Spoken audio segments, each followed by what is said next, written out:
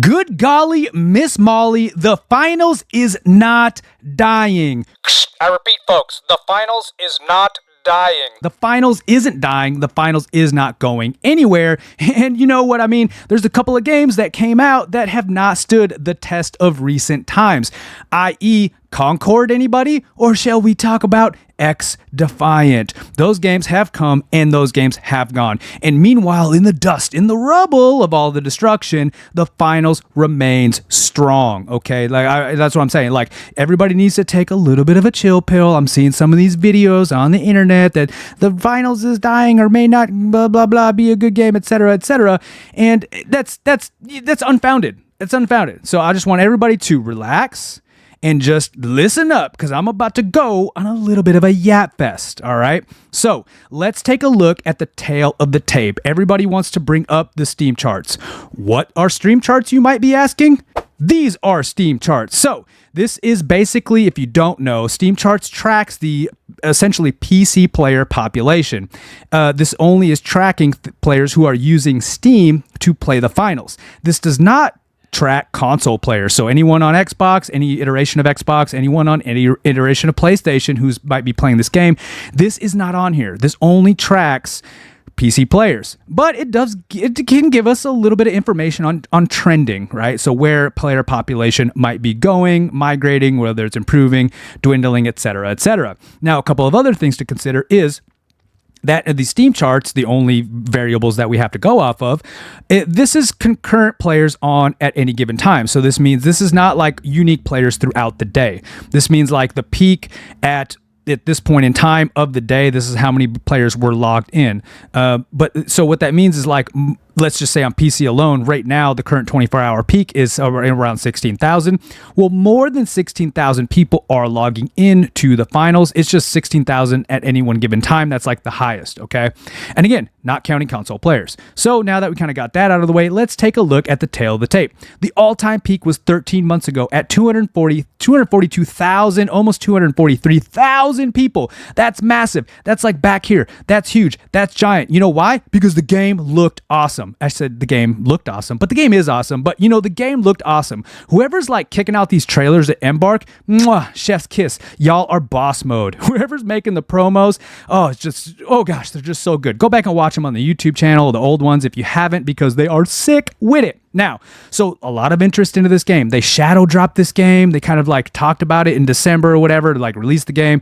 A lot of people started playing it, and we got this huge spike in all-time concurrent players on PC only, and we don't even know what it was on console, right? So it's even more than this 243,000 folks. And then it kind of started to drop off, right? It dropped off and then leveled out, and then we've kind of been here at this stable player base for the entire year. Now, I will remind you, it's a stable player base, y'all. Like X Defiant. That's all I'm saying. X Defiant, Concord, and there's a couple of other games that have like come and gone. They're just, okay, so that's you know what? We are not them. We are the finals. We're here to stay. And so let's give a little bit of a context, you know, or maybe actually let me back up even more. You might say like, well, look at Marvel Rivals. That game is baller AF. Like, mad people are playing that game right now. They're still, their player count's holding strong, etc., etc. And I would respond to you with this. Marvel Rivals is awesome. Don't get me wrong. I have played it. It is super duper fun, but it is also pretty much an Overwatch clone. Now, I'm not knocking them. They took what Overwatch did and they made it cooler and better and more fun, and they don't seem like as greedy as the Overwatch people do. Like whatever. It, you know, the fact that that's an Overwatch clone doesn't really take away from the game for me.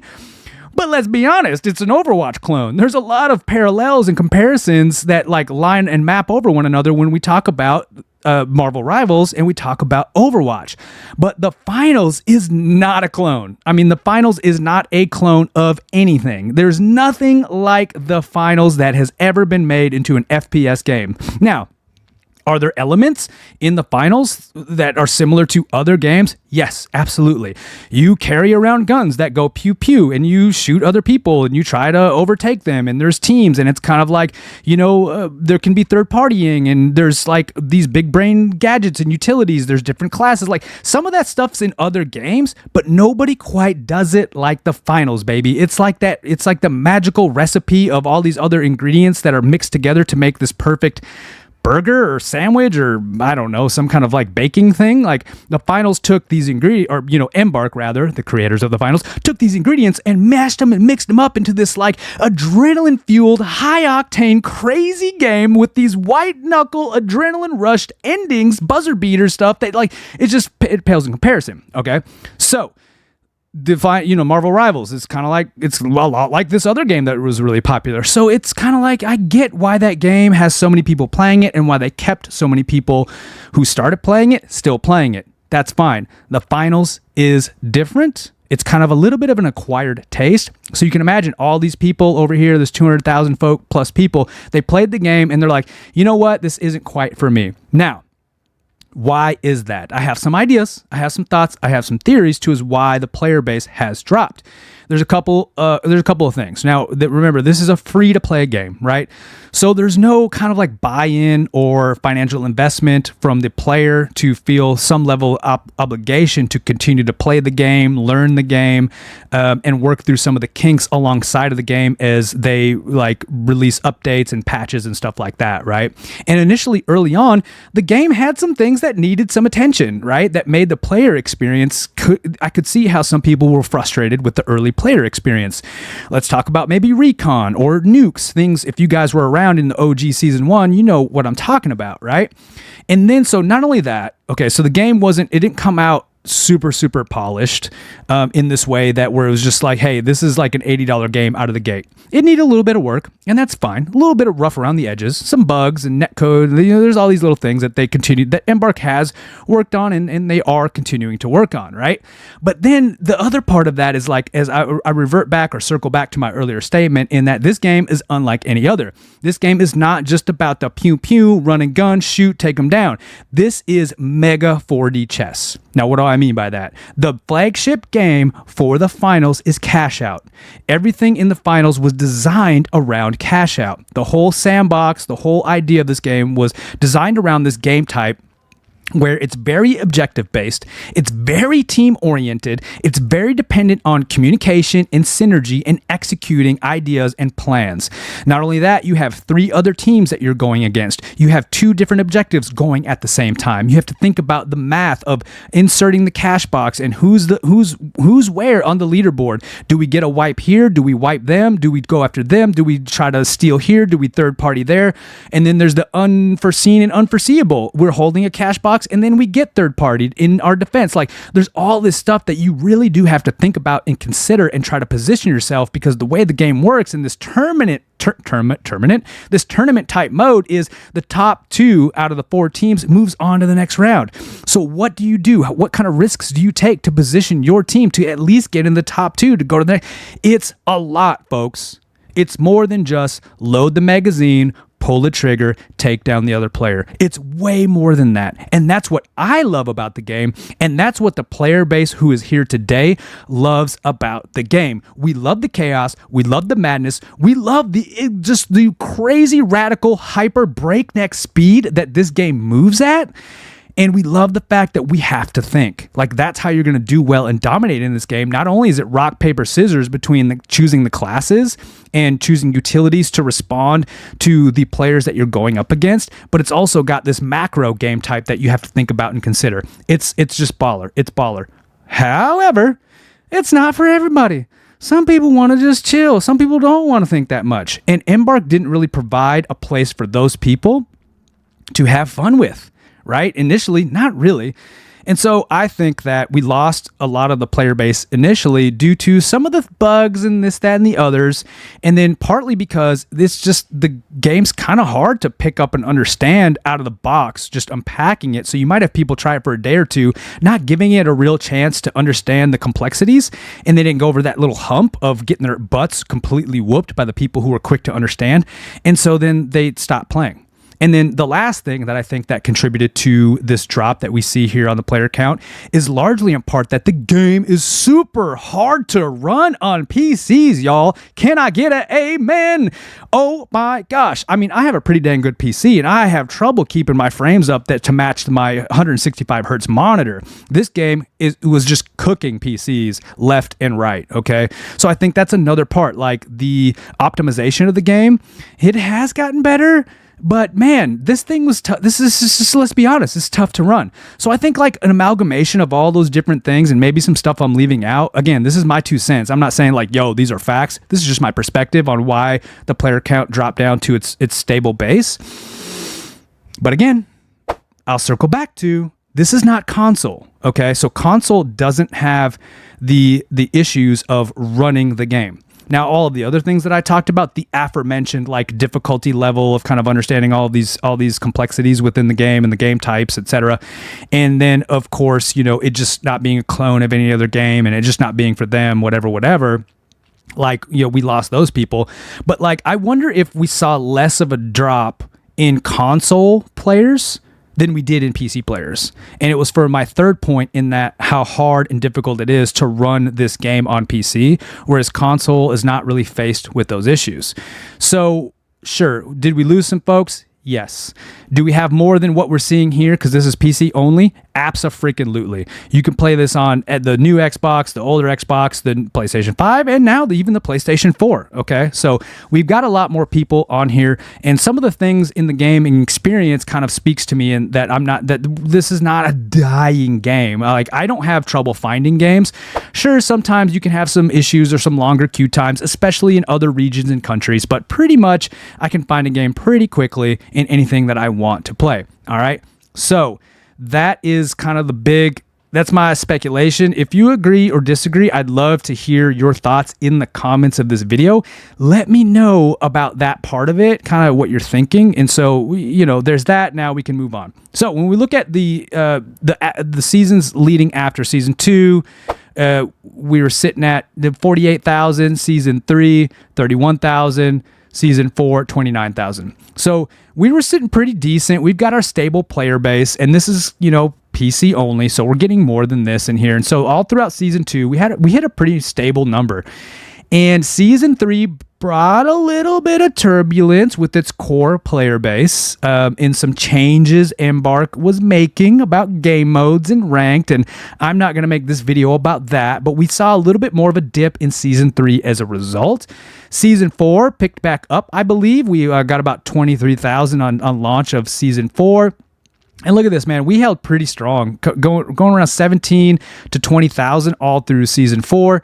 And now we're in season 5, really holding the same numbers. So I would say that we've got and established our core player base in the finals, and we're not really losing anybody else, and we can only go up from here.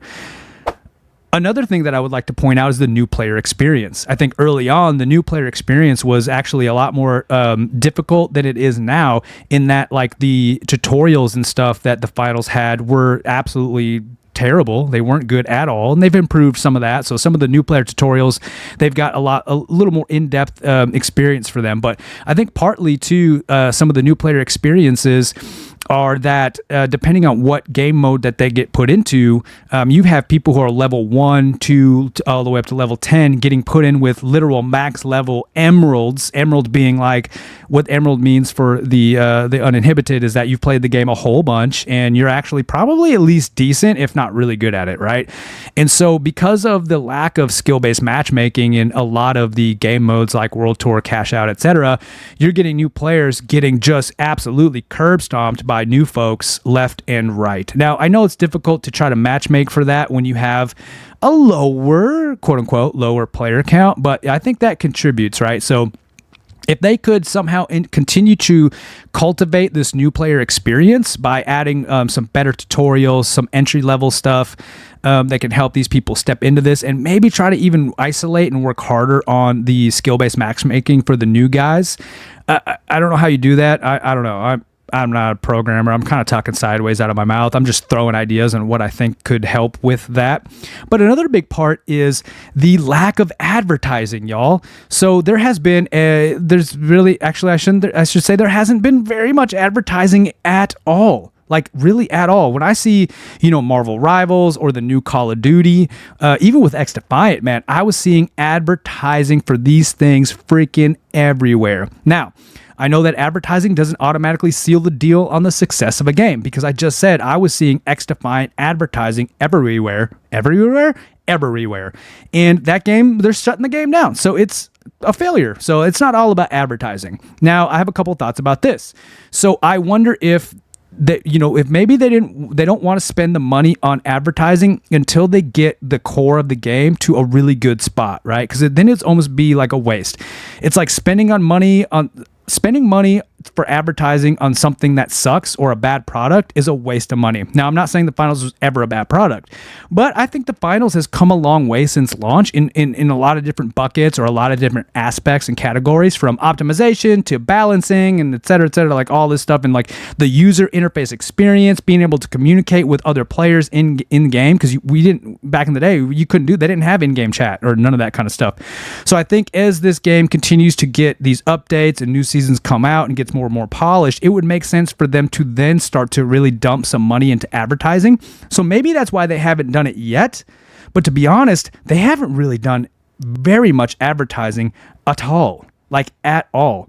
And so I think that contributes to the game not really growing, but it's definitely not dying. Okay, I'll bring up a couple more points that I've already hashed. One, we've hit our core player base, and this not even counting console players. And I would even suspect that I think there's more people on console just because they don't have a problem running the game on console versus, like, let's say running it on PC. Okay, and so I think if they just continue down this path, continue to polish the game, keep putting their love and heart and soul into it, keep with the awesome cosmetics, and keep with this like philosophy of not being greedy when it comes to cosmetics and things of that nature. I mean, these are the people who will literally, if you buy a battle pass, they will give you like 10x XP toward the end of the season to ensure that you can finish your battle pass, ladies and gentlemen. So like, that's really awesome. I love Embark. I love the game.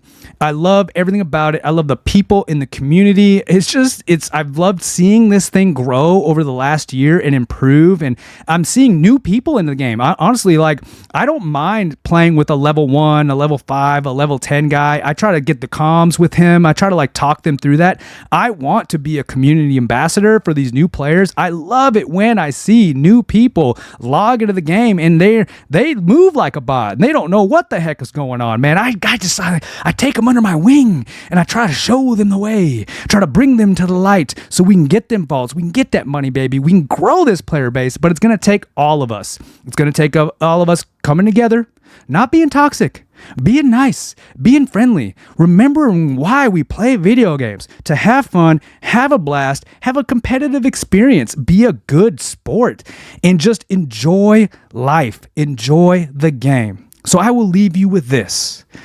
The finals is not dying. If anything, the finals has shown it is here to stay. And all I can say, baby, it's only up from here.